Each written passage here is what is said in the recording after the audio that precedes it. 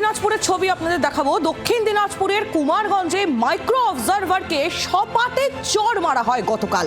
আর এই ঘটনার পর বেশ খানিকটা সময় পেরিয়ে গিয়েছে। আজ সেই ঘটনার প্রায় সময় হতে চললো, মানে প্রায় 24 ঘন্টা হতে চললো। এখনো পর্যন্ত গ্রেফতার শূন্য। নিগৃহীত মাইক্রো অবজারভার দক্ষিণ দিনাজপুর জেলা পুলিশ সুপারের কাছে ইমেল মারফত অভিযোগও দায়ের করেছেন, কিন্তু তারপর এখনো পর্যন্ত কোনো ব্যবস্থা নেওয়া হয়নি। তার অভিযোগের ছবি, অভিযোগপত্রের ছবি যেটি তিনি ইমেল মারফত জেলা পুলিশ সুপারের কাছে পাঠিয়েছেন, সেই ইমেল আপনাদের সামনে আমরা তুলে ধরছি। গতকাল শুনানি কেন্দ্রে মাইক্রো অবজারভার দিব্যেন্দু গড়াই এবং আরেকজন অফিসারকে সপাটে চড় মারা হয়, মারধর করা হয়। গতকালের ভিডিও আপনারা দেখছেন। দুজনের যোগসাজশ করে নাম বাদ দিচ্ছিলেন এমন অভিযোগ করছেন স্থানীয়রা।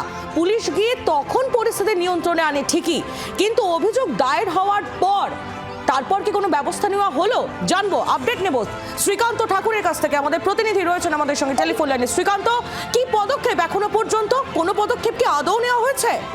দেখো, এখনো পর্যন্ত জেলা পুলিশ প্রশাসন বা জেলা প্রশাসনিক ভবন থেকে কোনো আপডেট দেওয়া হয়নি।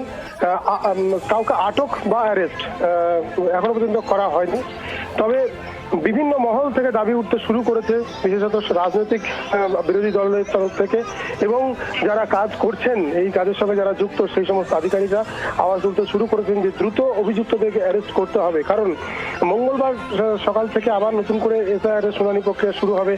যদি এইরকম ভাবে আক্রমণের পরেও অ্যারেস্ট না হয়, যদি দুষ্কৃতীরা ধরা না পড়ে, তাহলে কিন্তু পরবর্তী সময় যারা ডিউটি করবেন তাদের কিন্তু মানসিকভাবে তারা একটু পিছিয়ে থাকবেন। তারা চাইছেন, বিশেষ করে রাজনৈতিক মহল থেকে শুরু করে যারা এসআইআর এর দায়িত্বে রয়েছেন আধিকারিকরা চাইছেন দ্রুত পুলিশ এবং প্রশাসন অ্যাক্টিভ হোক এবং দোষীদের গ্রেফতার করা হোক।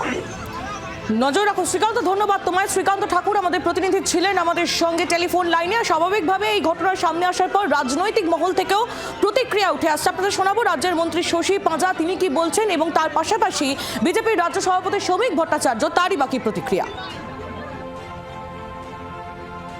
1,36,00,000 মানুষের হিয়ারিং কবে করবেন? আপনার তো হিয়ারিংটা সমাপ্ত করতে হবে যাতে ভোটার তালিকা বের করতে পারেন। তাহলে ওই চাপেতে ভিড় বাড়ছে বিডিও অফিসে এবং মানুষ আতঙ্কিত হচ্ছে আমার হিয়ারিং হবে কি না। আমরা অনেকবার করে বললাম যে হিয়ারিং সেন্টারগুলোকে ডিসেন্ট্রালাইজ করুন, আরও কাছাকাছি নিয়ে যান, কিন্তু অত দূরেতে আপনি রাখবেন 20-30 কিলোমিটার দূরে, আর অনেক অংশের মানুষের হচ্ছে, ফলে একটা আতঙ্ক এবং রিয়াকশন। এটাই পশ্চিমবঙ্গের চিত্র।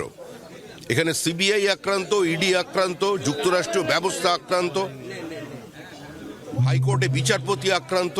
এভাবেই নদী পেরিয়ে পালিয়ে জীবন বাঁচিয়েছিলেন ইডি অফিসাররা যারা শাহজাহানের বাড়িতে রেড করতে গিয়েছিল। আর এগুলো সমস্ত কিছুই হচ্ছে প্রশাসনিক মদতে। এই আক্রমণ শুধু কোনো মাইক্রো অবজারভারের বিরুদ্ধে আক্রমণ নয়, এই আক্রমণ সামগ্রিক এসআইআর প্রক্রিয়ার বিরুদ্ধে আক্রমণ। ইতিমধ্যেই এই ঘটনা নিয়ে নানা মহল থেকে প্রশ্ন ওঠা শুরু হয়েছে। দুটি ছবি আপনাদের সামনে তুলে ধরবো।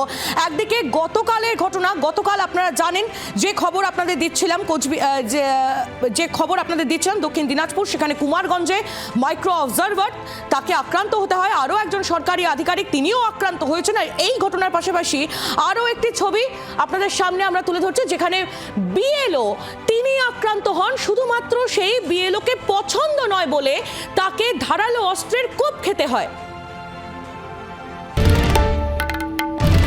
বাংলার আওয়াজ, বাঙালির আবেগ, জি 24 ঘন্টা।